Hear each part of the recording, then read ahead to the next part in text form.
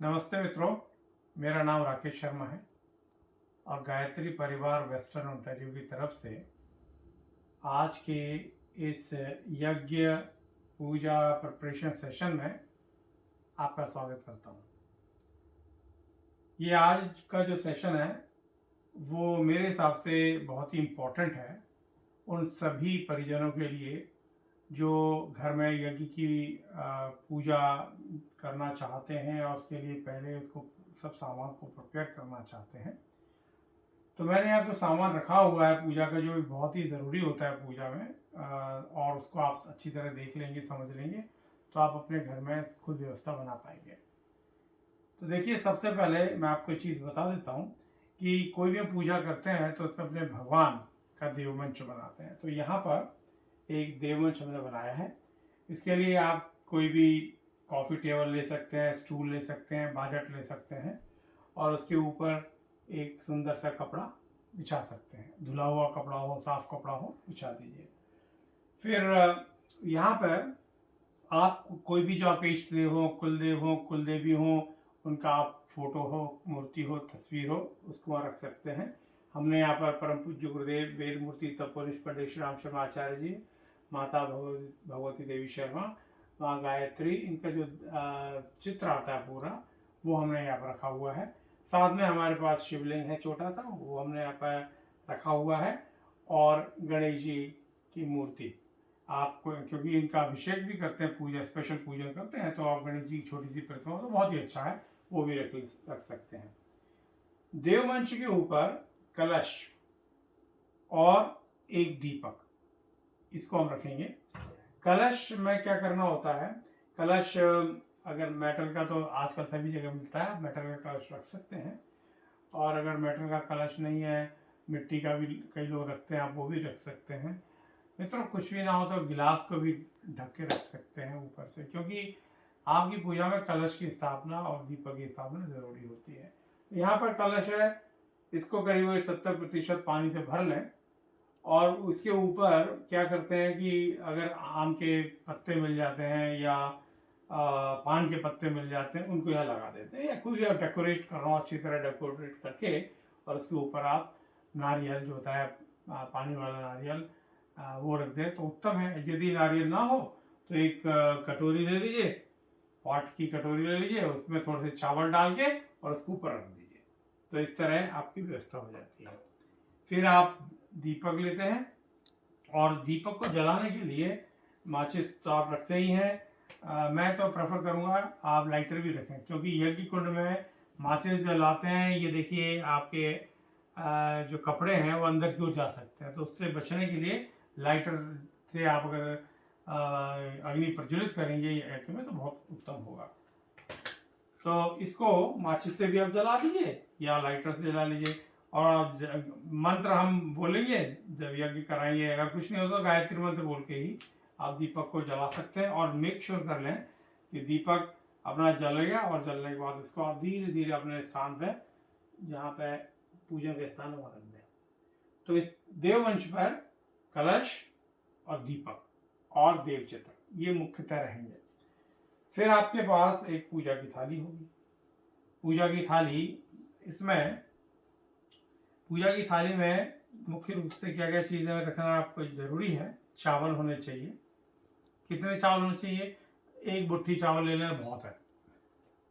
चंदन powder ले लें या रोली ले लें, उसको रख लीजिए।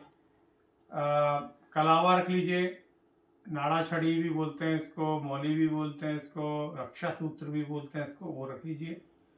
फिर पान के पत्ते रख लीजिए। उसके बाद लौंग इलायची रख लीजिए, एक कॉइन रख लीजिए पूजा के लिए, कुछ फ्लावर्स रख लीजिए, माचिस तो है ही यहाँ पर, और सुपारी इस पर रख लीजिए। साथ ही साथ जो आप प्रसाद बनाएंगे घर में, चाहे खीर बनाते हो, हलवा बनाते हो, या आपका बाजार से खरीदा कोई भी मिष्ठान है, उसको रख लें। और कुछ इस तरह आप ये नारियल के जो पीसेस हैं काट के रख लें, ये यज्ञ के वक्त दौरान में काम आएंगे। इस तरह आप ये पूजा के मिनिमम, और भी चीज़ें आपको रखना है आप एडअप कर सकते हैं, लेकिन ये चीज़ें होनी चाहिए, तो आपकी पूजा बड़े आराम से सुविधाजनक ढंग से होगी। और बाकी नवग्रह बनाते हैं तो ऐसे 9 सुपारी बनाए रखते हैं सर्कल में, जिसमें बीच में सूर्य भगवान के प्रतीक रूप में सुपारी रहती है और आगे पीछे पूरे 8 चक्र बने, 8 ग्रह बने, तो टोटल मिला के 9 बन जाएंगे। और उनको पहले चावल बिछा दीजिए, उनके ऊपर ये इस तरह रख दीजिए। और जब ये इस तरह थाली में रख दें तो अभी इसको पास ही रखिए, बाद में क्या होगा कि पूजन के बाद इसको भी जहाँ व्यवस्था हो भगवान की देवता पे वहाँ पर रख दीजिएगा। फिर इसके बाद जैसे मैंने आपको बताया, विष्णु आपने भगवान गणेश जी की मूर्ति अगर छोटी सी हो तो अच्छी है, अगर मेटल की तो बहुत ही अच्छी है। उसके अभिषेक करेंगे, पानी भी चढ़ाते हैं ना उसके ऊपर। और यदि नहीं है तो कोई बात नहीं, भगवान गणेश अगर की मूर्ति ना हो तो सिंपल सा एक इसमें थोड़ा सा चावल बिछा के, जैसे मैंने यहाँ चावल बिछा दिए और उसके ऊपर ऐसे सुपारी रख दें। इसी सुपारी को गणेश जी का प्रतीक रूप मान के पूजन कर सकते हैं। क्योंकि हमारे पास गणेश जी की मूर्ति है इसलिए हमने यहाँ रख लिया है, ये रख लिया हमने यहाँ पर। और उसके बाद एक थाली खाली रखें, इसमें पान का पत्ता रेडी रखें, क्योंकि अभिषेक करके गणेश जी का जब श्रृंगार का वक्त आता है तो इसको उठा के आप यहाँ पर रख दें। क्योंकि इसमें पूजन हो चुका होगा, इसको आप फिर पीछे रख देंगे अलग से और इसमें उनका श्रृंगार करेंगे अच्छी तरह। और पूरा श्रृंगार करने के बाद वहाँ पर स्थान जो है उनका निर्धारित देवमंच में वहाँ पर स्थापित कर देंगे। और इसी तरह नवग्रह का पूजन हो जाएगा, उनके मंत्र पढ़ जाएंगे, इनका पूजन करने के बाद उनको भी रख देंगे। अब देखिए कितनी सुंदर व्यवस्था हो गई। देवमंच में कलश भगवान स्थापित हो गए, गणेश भगवान स्थापित हो गए, दीपक सूर्य भगवान का प्रतीक रूप में स्थापित हो गए, नवग्रह स्थापित हो गए, है ना। ऐसे ही जब शंकर जी का आह्वान करते हैं शिवलिंग पे आप पूजन कर सकते हैं। अगर नहीं है तो कोई बात नहीं, जो व्यवस्था बन पड़े वो आप कर सकते हैं। यहाँ पर आप फ्रूट्स जो भी ऋतुफल है वो रख सकते हैं। फिर आरती के लिए ऐसे कम से कम 1 दीपक या 5 दीपक बना के एक आरती की थाली बना लीजिए, तो उसको बना सकते हैं आप यहाँ। और जब वक्त आएगा तो उसमें दीपकों को आप जलाएंगे। हवन सामग्री, चूंकि हवन हो रहा है, हवन सामग्री के लिए इस तरह कटोरियाँ छोटी 3-4 कटोरी ले लें, जैसे वहाँ 2 लोग वहाँ बैठ जाएं, 2 यहाँ बैठ जाएं।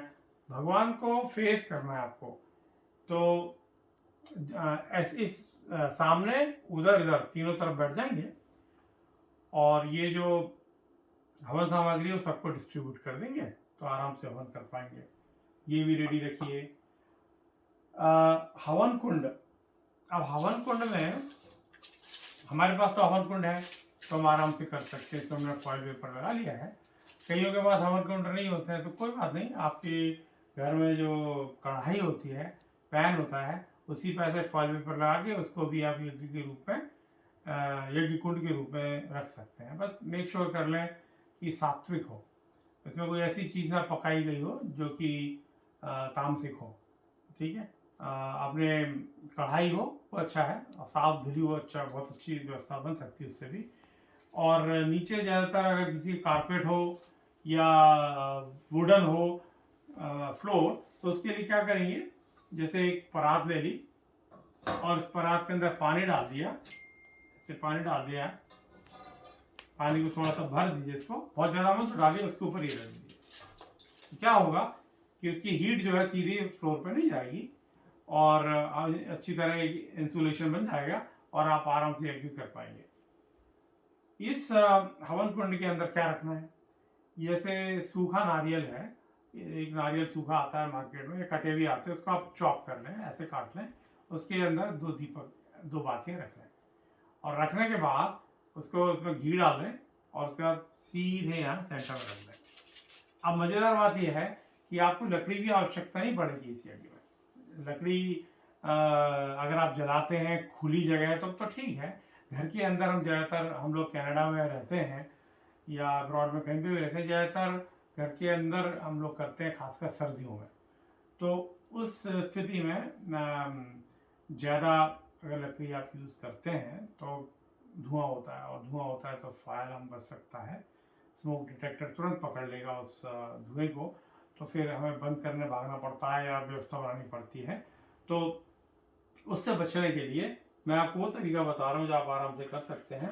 कि ऐसे नारियल के जो दूसरा पार्ट है, एक तो हमने अंदर रख दिया ऐसे, और एक इसी का जो दूसरा, उसको चॉप कर ले लंबे लंबे ऐसे पीसेस बना ले। और जब लकड़ी की जगह इसको यूज करिए तो आप इस तरह रखेंगे लकड़ी की जगह इसको कि लंबा लंबा ऐसे रखें, तो इससे क्या होगा, अग्नि पकड़ लेगी इसको। जैसे ऐसे रखते जाइए ऊपर, फिर ऐसे, फिर ऐसे, फिर ऐसे, धीरे धीरे आप देखेंगे अग्नि पकड़ लेगी। और ये कम से कम ना आराम से आधा पौन घंटा आराम से जलता है, कई बार 1 घंटा आराम से जलता है। इसलिए आपको कोई परेशानी उठाने की आवश्यकता नहीं पड़ेगी। ये आप आपको रखना है। मैंने लाइटर का आपको बता दिया, लाइटर रखिए ताकि आपको जलाने में आसानी हो। फिर शुरू में जब पवित्रीकरण करते हैं और षटकर्म करते हैं तो आपके पास आचमनी पात्र हो जिसमें कि पानी है और ये चम्मच है। कोई ना हो तो आप केवल कटोरी और पानी ले सकते हैं और कोई भी चम्मच यूज कर सकते हैं। इससे आप अपने शरीर को पवित्र करते हैं अंदर और बाहर से, मंत्रों के माध्यम से उसकी एक व्यवस्था हम लोग बनाते हैं। फिर आपके पास घी की कटोरी हो और उसमें चम्मच होता है। और घी की कटोरी आप स्टील की भी ले सकते हैं और या किसी और पदार्थ भी ले सकते हो। इसमें बस ये कि मेल्ट करा हुआ हो तो अच्छा रहता है। और ये आप यहाँ रखे रहोगे, जो सज्जन यहाँ बैठे हैं, परिजन यहाँ बैठे हैं, उनको आसानी हो करने में। और उसके पास एक कटोरी और रखिए जो जिसमें थोड़ा पानी भरा हो। तो जब आहुति देते हैं स्वाहा करके, जैसे हमने बोला ओम भूर्भुवः स्वः तत्सवितुर्वरेण्यं भर्गो देवस्य धीमहि धियो यो न प्रचोदयात् स्वाहा, और फिर बूंद चपका देने इदम गायत्रे इदम नमः, फिर यहाँ वापस चले गए। तो ये बाद में काम आती है। कुछ मंत्रों के साथ इस पानी और घी को भी हाथों में मल के यज्ञ की ऊर्जा को लेके और चेहरे पर लगाया जाता है। ये यज्ञ का एक भाग है जो बाद में करते हैं। तो मुख्य रूप से ये सारी चीजें होनी आवश्यक है। प्रश्न उठता है कि किस डायरेक्शन में भगवान रखे जाए। मुख्यतः पूर्व दिशा में, ये हमारी पूर्व है तो भगवान की बैक है जो ईस्ट में आ रही है, तो आप ईस्ट को फेस कर रहे हैं। यहाँ पे जो भी बैठे हैं वो ईस्ट को फेस कर रहे हैं। और ये है सुबह का वक्त। अगर आप शाम को कर रहे हैं तो सूर्य को फॉलो करते हैं। सूर्य जिधर से निकल रहा है मतलब भगवान का आशीर्वाद वहां से मिल रहा है आपको, आप सूर्य को फेस कर रहे हैं। अब वेस्ट में जब सनसेट हो रहा है तो आप वेस्ट को फेस कर रहे हैं, मतलब भगवान की मूर्ति उधर चली गई। ये तो सिंपलेस्ट तरीका है। ईशान कोण में रखें तो और भी अच्छा है। और यदि सच बताऊं कुछ भी व्यवस्था ना हो, कुछ भी ना हो और आपको डायरेक्शन का मिलता तो नहीं पता हो, तो आपको घबराने की बात नहीं। भगवान तो सब दिशा में है। ये जो मांगलिक कार्य है, गायत्री यज्ञ जो आप कर रहे हैं, ये मंगल के लिए कर रहे हैं, विश्व कल्याण के लिए कर रहे हैं, अपने परिवार के उत्थान के लिए कर रहे हैं। इसमें कोई अनिष्ट की संभावना नहीं होती है। कोशिश की जाए कि जो प्रोटोकॉल्स बनाए गए उनको फॉलो करें तो उसका ज़्यादा मैक्सिमम फायदा उठा सकते हैं। तो ये मैंने आपको डायरेक्शन का बता दिया। फिर हम जो पति पत्नी बैठ के मान लीजिए कर रहे हैं तो कैसे करें। तो पूजा में क्या होता है, पत्नी को राइट साइड बिठाया जाता है। तो पति जो बैठेंगे उनके राइट साइड में पत्नी बैठेंगी, खासकर पूजा करते वक्त। मंत्र भी आते हैं और बहुत अच्छी तरह एक्सप्लेन किया गया है। आप कभी गायत्री प्रकार के कार्यक्रमों को अटेंड करिए यज्ञ को, तो बहुत अच्छी तरह समझाया भी जाता है कि क्यों आवश्यक है। पत्नी को प्राथमिकता पूजा में दी जाती है देवी के स्वरूप मानते हुए, इसलिए उसको दक्षिण पक्ष में रखा जाता है। तो ये बैठने की व्यवस्था होगी। बाकी 2 लोग वहाँ बैठ सकते हैं, 2 लोग यहाँ बैठ सकते हैं और आराम से यज्ञ किया जा सकता है, आराम से पूजा की जा सकती है। कई लोग कहते हैं हम तो अपार्टमेंट में रहते हैं, वहाँ तो यज्ञ नहीं अलाउड है, हम कर भी नहीं पाएंगे। कोई बात नहीं, आप दीप यज्ञ करिए। तो ये पूरा जो यज्ञ है, यज्ञ कुंड मान लीजिए आपके पास नहीं है, मैं इसको अलग हटा देता हूँ, इसको अलग ही हटा देता हूँ। और आप क्या करिए, इसकी जगह आपने ऐसे जो 5 दीपक आरती के लिए बनाए हैं उसी तरह एक थाली और बना लीजिए, 5 दीपक की वजह रख लीजिए, ये आपका यज्ञ कुंड हो गया। यज्ञ कुंड कैसे हुआ साहब? ऐसे हुआ कि यज्ञ में अग्नि होती है, जब अग्नि जलेगी तो इन सब में जलेगी, पूरे यज्ञ कुंड बनेगा। यज्ञ में घी डालते हैं, इसमें ऑलरेडी घी होगा, आप भी चीज में घी भी डाल सकते हैं यहाँ से। और फिर उसके बाद अगरबत्ती आप जलाते हैं तो अगरबत्ती आप जलाइए, नहीं जलाते तो कोई बात नहीं है। ये यज्ञ अग्नि चाहिए आपको, आपके अंदर घी चाहिए, और फिर मंत्र तो सेम ही रहते, सारे मंत्र लगभग सेम होंगे, कोई परेशान होने की बात नहीं है। तो ये हमारा नन्हा सा छोटा सा यज्ञ कुंड स्थापित हो गया और इसको हम दीप यज्ञ का नाम देते हैं। तो मित्रों, मुझे लगता है आपको सारी व्यवस्था समझ में आ गई होगी। बाकी दरबार कितना भी सुंदर आप बना लें, वो तो भगवान का स्वरूप शानदार प्रकट आप कर सकते हैं। कितनी सुंदरता से आप सजाते हैं, कितने दिल से श्रद्धा से जो व्यवस्था बनाते हैं, वो तो आपके ऊपर है। जो भी व्यवस्था है उसके हिसाब से आप निश्चित रूप से कर सकते हैं, और प्लांट रख लीजिए आसपास, तो सुंदर एक व्यवस्था बन जाती है और पूजा करने में आपको निश्चित रूप से आनंद आता है। तो मुझे यही सब कुछ बताना था कि जब भी कभी पूजा हो तो आप इसी तरह तैयारी कर लें। फिर किसी भी पंडित जी को आप बुलाते हैं, खासकर गायत्री परिवार के जो परिजन उनको बुलाते हैं, तो वो आपके आके घर में बड़े आराम से कार्यक्रम करवा देंगे। आपका भी टाइम बचेगा, उनका भी टाइम बचेगा, और एक बार आप कर लेंगे तो बार नेक्स्ट टाइम तो आपको बहुत ईजी हो जाएगा। इसलिए मैंने सोचा कि थोड़ा आपको बता दूं। तो यदि, और ये एक ऐसी चीज़ है कि आप चाहे 1 कुंडी यज्ञ करिए, 5 कुंडी यज्ञ करिए, 24 कुंडी यज्ञ करिए, 51 कुंडी यज्ञ करिए, 108 कुंडी यज्ञ करिए, व्यवस्था लगभग बेसिक चीज़ें यही होती हैं। और बाकी कुछ चीज़ें संस्कारों के अनुसार आगे पीछे हम एडअप कर सकते हैं, वो बात की चीज़ें हैं। कभी मौका मिलेगा तो उस पर चर्चा करेंगे। तो इतना कहते हुए मैं अपनी वाणी विश्राम करता हूँ, और आपसे निवेदन करता हूँ कि हमारी वेबसाइट पर आप जाएं, gpw.org, www.gpw.org। इसमें आप जाएंगे तो आपको बहुत सारी इंफॉर्मेशन मिलेगी। GPW का मतलब होता है गायत्री परिवार वेस्टर्न ओंटारियो। ये कनाडा में रजिस्टर्ड ऑर्गेनाइजेशन है, चैरिटेबल ऑर्गेनाइजेशन है, नॉन प्रॉफिट ऑर्गेनाइजेशन है। और हमने अभी 200 एकड़ ज़मीन भी ली है, वहाँ पे बहुत बड़ा आश्रम बन रहा है, शांतिवन नाम है उसका।